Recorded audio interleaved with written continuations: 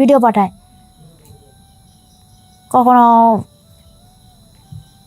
Romantic video, কখনো physically বা এরকম অনেক কিছুই ভিডিও পাঠায়। তো ভিডিও পাঠাইতে পাঠাইতে আমারও কেমন জানি ওর প্রতি একটা আর কি আকর্ষণ হয়ে যায়, যে আমার স্বামী যেহেতু আমার সাথে কোনো কিছু করে না বা আমার কি সময় দেয় না, আমার মানে আমার চাহিদা সে মিটায় না, তখন আমার একটা ধারণা হলো যে না, ওর সাথে ছেলেটা দেখতেও খারাপ না, ছেলেটা দেখতেও ভালো। তো একবার ওকে ডাকি আর কি, ডাকলে দেখি জিনিসটা আর কি কেমন, মানে ও আসলে কি আমার সুখ দিতে পারবে নাকি পারবে না। তো আমি একটু কথা বলি আর কি। তো অনেক কিছু ভাইবে চিন্তে আমি ওকে ফোন দিছি। তো আমার ফোনটা রিসিভ করছে, রিসিভ করে একটা কথা বলতেছে, হ্যাঁ বলো কি বলবা।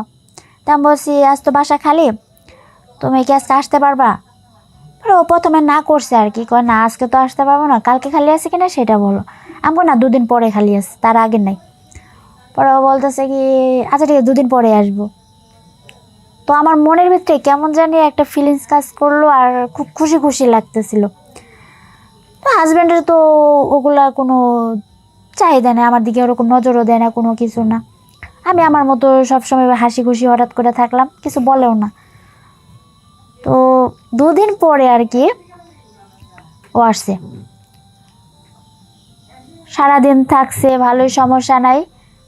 ওদিন চলে গেছে।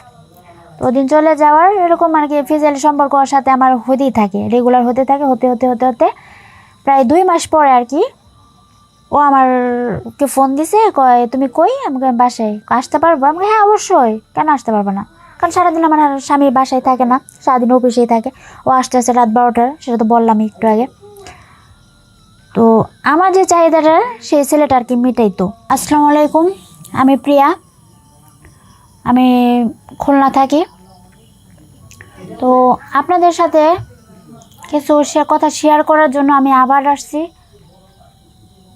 এই কথাগুলো শেয়ার করলেও হয় আবার না করলে হয়, কিন্তু আমার মনে হলো যে কেন জানি না আপনাদের সাথে শেয়ার করি, কারণ কখনো কারোর সাথে কথা শেয়ার করা হয় না, তো বা করতেও পারিনি কথাগুলা। তো আজকে আপনাদের সাথে কথাগুলো শেয়ার করি।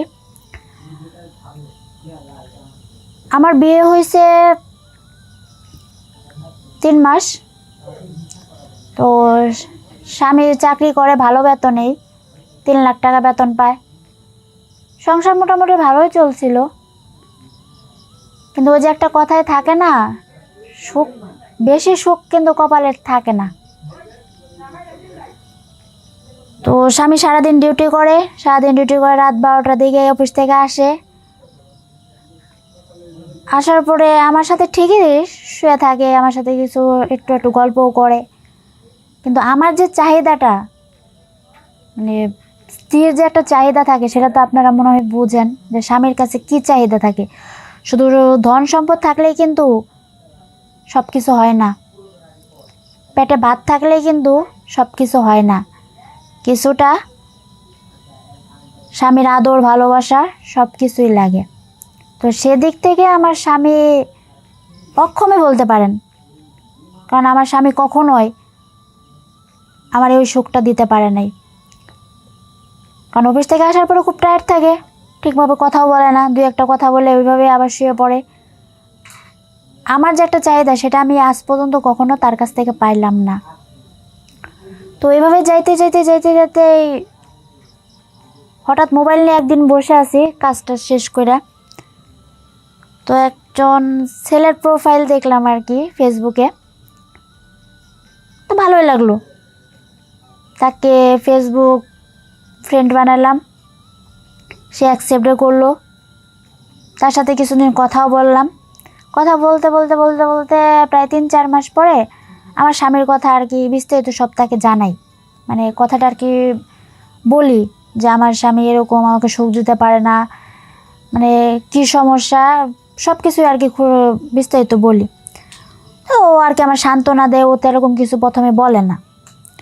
তো না বলতে বলতে তার 2-3 দিন পরেই হঠাৎ ও আমাকে আজে বাজে হয়তো বুঝতে পারে আর কি যে আমার কি দরকার, যার কারণে আর কি ও আজে বাজে ভিডিও পাঠায়। কখনো রোমান্টিক ভিডিও, কখনো ফিজিক্যালি বা এরকম অনেক কিছুই ভিডিও পাঠায়। তো ভিডিও পাঠাইতে পাঠাইতে আমারও কেমন জানি ওর প্রতি একটা আর কি আকর্ষণ হয়ে যায়, যে আমার স্বামী যেহেতু আমার সাথে কোনো কিছু করে না বা আমার কি সময় দেয় না, আমার মানে আমার চাহিদা সে মিটায় না, তখন আমার একটা ধারণা হলো যে না, ওর সাথে ছেলেটা দেখতেও খারাপ না, ছেলেটা দেখতেও ভালো।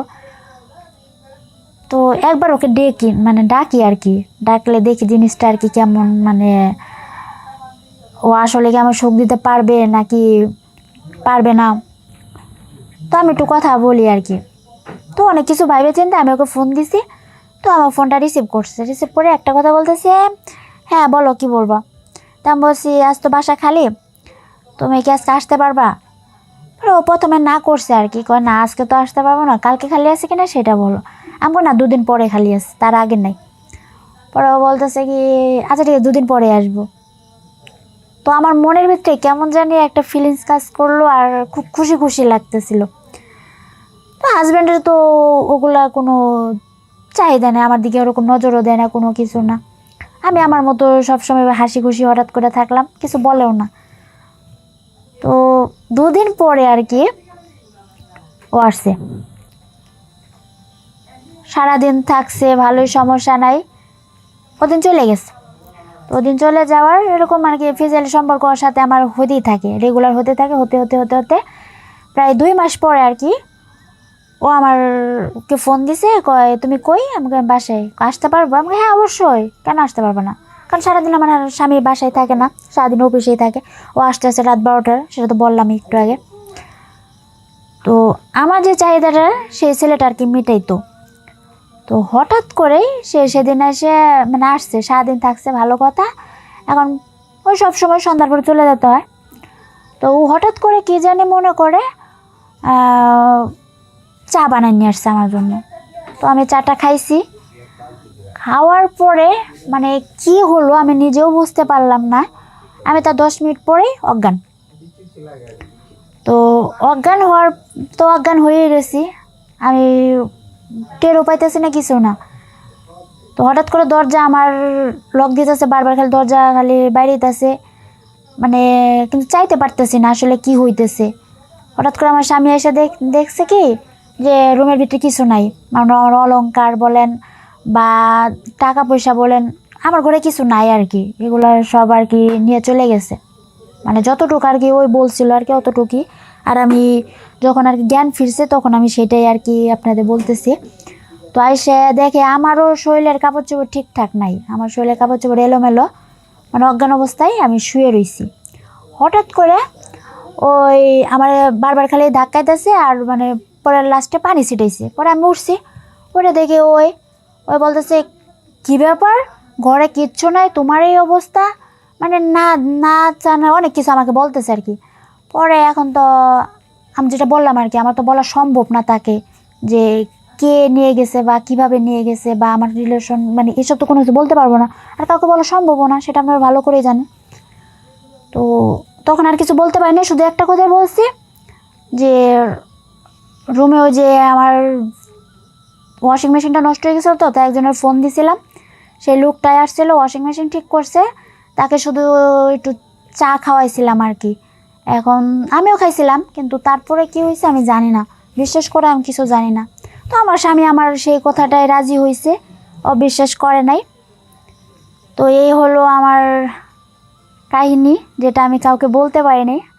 আমি জানি না আমার এই ভিডিওটা বা আমার এই ভয়েসটা আমার হাজব্যান্ড শুনবে কি না, যদি শুনে হয়তো কপালে এবার শনি আছে। তো দর্শক, আপনাদের উদ্দেশ্যে আমি একটা কথাই বলবো, আপনাদের কাছে অনুরোধ বললে ভুল হবে, মানে আর যা বলা দরকার সেটা আমি বলতে পারতেছি না। আপনাদের কাছে একটাই অনুরোধ, একটাই রিকোয়েস্ট, নিজের স্বামী যাই হোক না কেন, সে খারাপ থাকুক ভালো থাকুক যাই থাকুক না কেন, সে আপনার চাহিদা মেটাতে পারলো কি পারলো না সেটা আপনার ব্যক্তিগত ব্যাপার। আপনি দয়া করে তাকে চিকিৎসা করান, ডাক্তার আছে, ডাক্তারের পরামর্শ নেন। কিন্তু ভুল করেও কখনো এই ফেসবুক মানে ইন্টারনেট যুগে প্রেম করবেন না। আর যদি প্রেম করেন তাহলে আমার মতোই কিন্তু আপনাদের অবস্থা হবে। তখন এইগুলো পাবেন না, ওইগুলো পাবেন না।